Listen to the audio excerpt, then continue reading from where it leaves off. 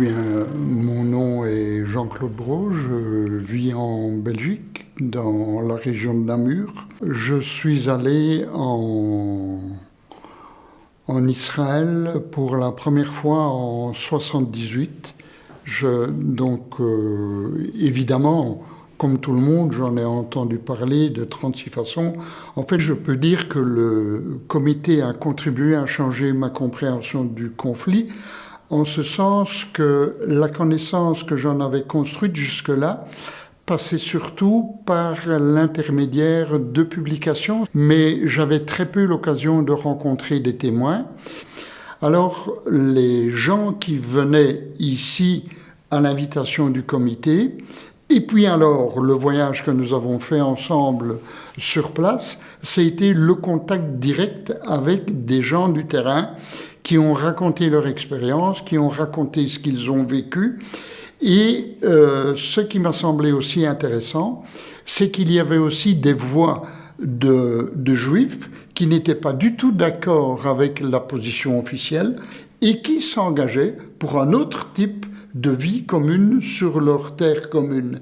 Et alors là, cette découverte-là a été, je ne vais pas dire radicalement neuve pour moi, mais beaucoup plus concrète, beaucoup plus forte. Ça, c'est l'élément le plus important. Par ailleurs, le fait que l'on ait parlé avec des gens qui ont été directement victimes a été aussi quelque chose d'extrêmement fort.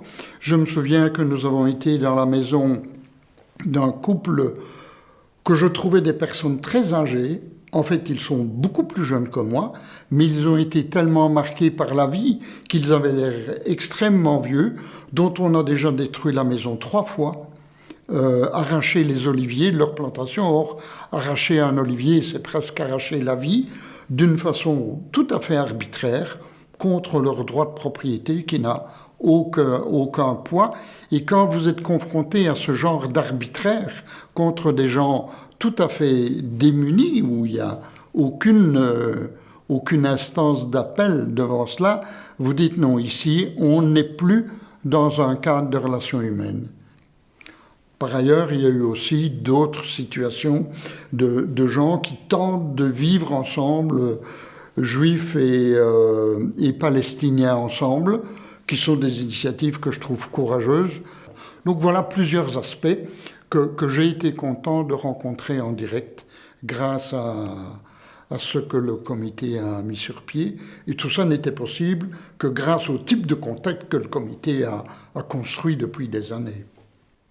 La façon dont je comprends le problème, c'est que le problème qui se pose en terre d'Israël-Palestine est un abcès de fixation d'un problème beaucoup plus large, qui implique le choc entre le monde occidental et le Moyen-Orient au moins, peut-être plus, mais en tout cas je perçois au moins cela. Et donc, un comité avec les limites du comité ici en Luxembourg, mais je vais ajouter tout de suite ou en Belgique, ça a l'air tout à fait disproportionné. Il est très tentant de dire « n'en parlons plus, c'est au-delà de nos forces. Que voulez-vous que nous y fassions ?» Et ça, je pense que c'est une tentation permanente qui peut être la tentation de chaque citoyen, mais aussi de chaque homme politique. Mais même si dans son propre pays, il a un rôle important, que voulez-vous que nous y fassions ? Je pense que ça serait une énorme erreur parce que la question doit rester présente. Même si nous pensons que nous, tout seuls, n'apporterons pas la solution. Mais comme d'autres questions, elle doit rester présente, au moins comme problème non résolu. Ça, c'est la couche minimum.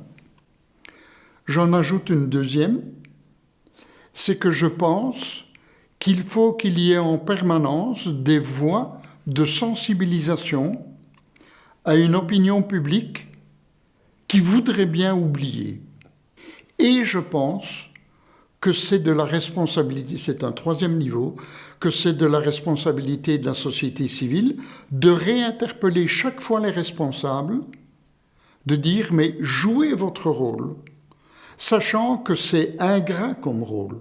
Donc le rôle d'un comité, c'est à ces trois niveaux qu'il doit jouer, je pense, même si le comité ne peut pas espérer engranger des résultats extraordinaires. Non, c'est un rôle de vigilance citoyenne que lui seul peut jouer.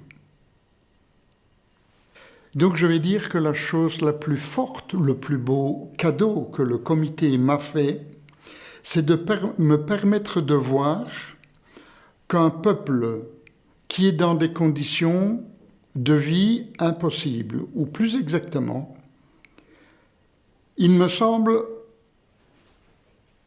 qu'il est poussé dans des conditions de vie où un être humain doit dire normalement « Écoutez, ici, ça n'est plus possible, on s'en va ». Eh bien, ces gens-là, non seulement ne s'en vont pas, mais continuent à vivre, à se battre, à résister aux conditions qui leur sont faites, et semblent avoir un plaisir de vivre. Je dis semble parce que je n'ai pas été là longtemps assez pour avoir un avis autorisé. Mais ils n'étaient pas là en train de se promener comme des victimes, mais comme des gens dignes, debout, menant une vie humaine que je trouvais admirable, et je me suis demandé, et est-ce que moi, je serais capable de mener une vie vraiment humaine dans les conditions où eux sont. Et quand je les voyais chanter, danser, avoir du plaisir, rire ensemble, eh bien, le comité m'a fait le cadeau de découvrir cela. Merci au comité.